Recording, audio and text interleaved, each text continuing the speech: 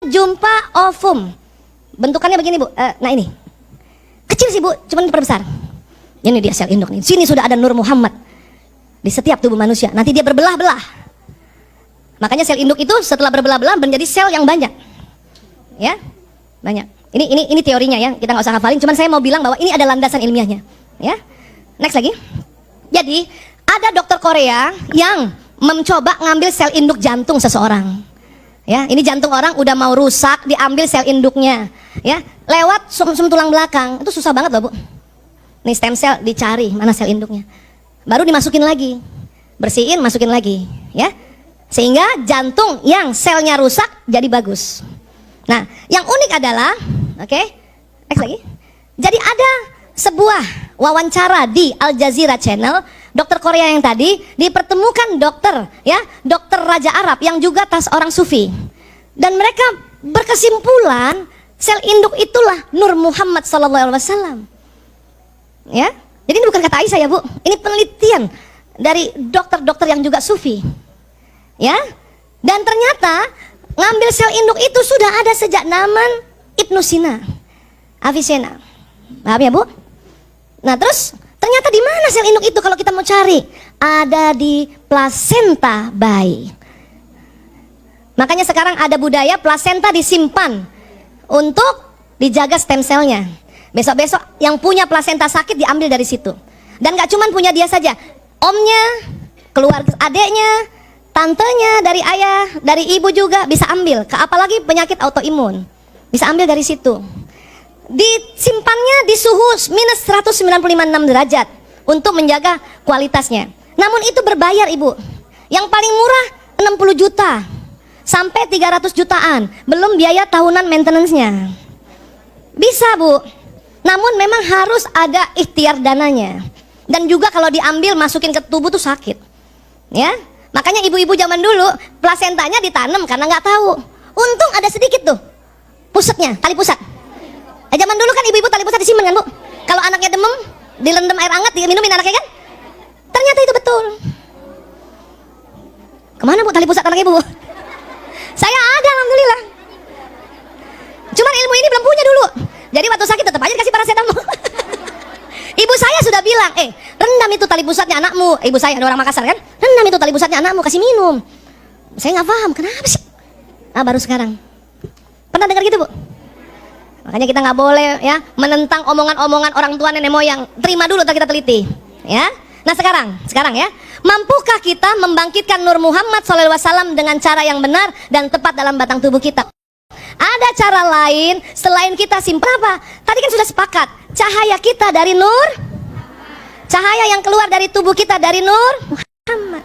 Nah sekarang bagaimana menyambungkan cahaya kita dengan Nur Muhammad, cahaya Muhammad, dan sekarang Rasulullah sudah ya telah tiada, tentu ruhnya. Ya, next. Itulah maka salah satu dari jutaan, ya, jutaan yang tersirat dari ayat ya Quran Al-Ahzab 56. Bismillahirrahmanirrahim. Innallaha wa malaikatihi yusholluna 'alan nabi. Terus apa lagi? Ya ayyuhallazina amanu shollu alaihi wasallimu tasliman. Kenapa sih disuruh? Dulu kita patuh karena di Quran, kita ikuti terus. Sekarang buah kepatuhan kita itulah diteliti bahwa kalau kita salawat, stem cell di dalam tubuh kita nyala. Karena tubuh kita itu dari stem cell. Stem cell itu dari Nur. Maka kalau ibu jantungnya agak sakit, ya, jangan cepat-cepat minum obat dokter dulu. Langsung Allahumma shalli wa sallim ala sayyidina Muhammad. Allahumma shalli wa sallim. Kenapa harus diulang-ulang? Stem cell agak di dalam tubuh. Ini jantung segede itu, dia agak dalam. Jadi harus diulang-ulang. Kok bisa sampai di jantung? Tadi lewat sistem saraf yang membawa salawat kita. Dan harus diulang-ulang supaya apa?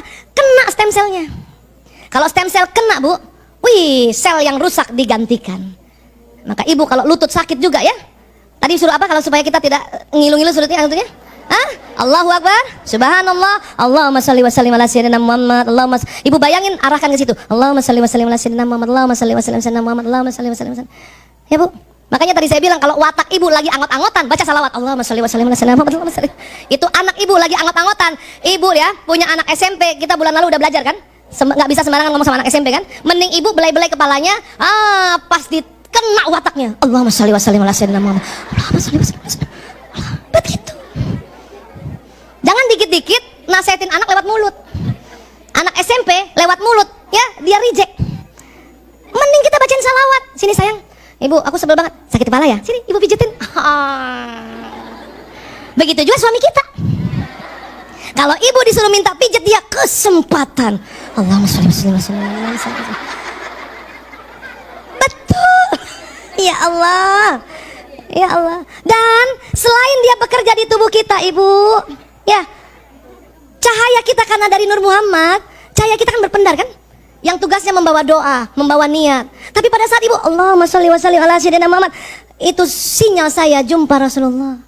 Ayo kita salawat, bu. Allahumma sholli wa sallim ala sayyidina Muhammad. Lagi. Allahumma sholli wa sallim ala sayyidina Muhammad. Lagi. Allahumma sholli wa sallim ala sayyidina Muhammad. Ya Allah, ibu, itu stem cell kita semua seneng. Kemudian sinyal kita bawa, ya, salawat kita sampai Rasulullah. Itu makanya Rasulullah kenal kita, bu. Badan kasar kita dirumil, tapi badan bioplasmi kita jumpa Rasulullah. Nggak mungkin nggak ada sebuah mekanisme yang membuat Rasulullah kenal semua umatnya. Ternyata lewat salawat itu, apa yang datang? Sinyal, ruh, nur. Tadi nih salawat kita, bu.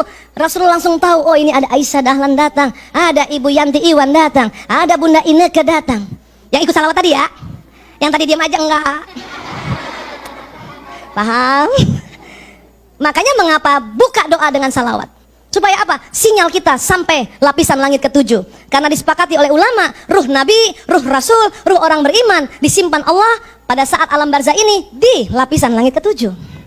Jadi kalau ibu mau doa, mengapa kita diminta salawat dulu? Allahumma sholli wa sallim ala sayyidina Muhammad. Ya?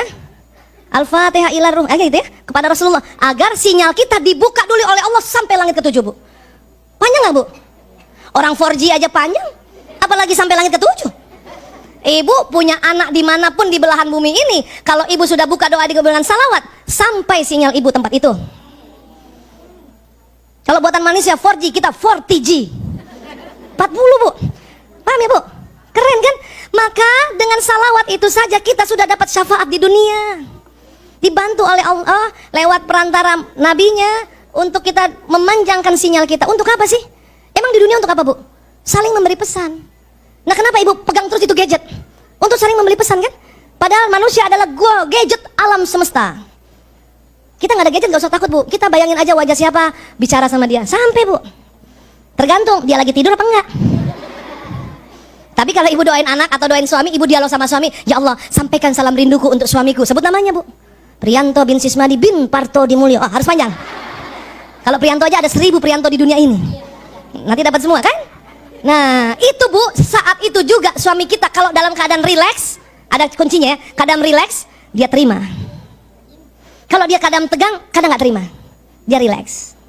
Tapi nggak usah juga sampai rumah, ayah, rasa nggak tadi aku salamkan rindu? Nggak usah juga begitu. Ngapain sih cek and recheck, kepo banget.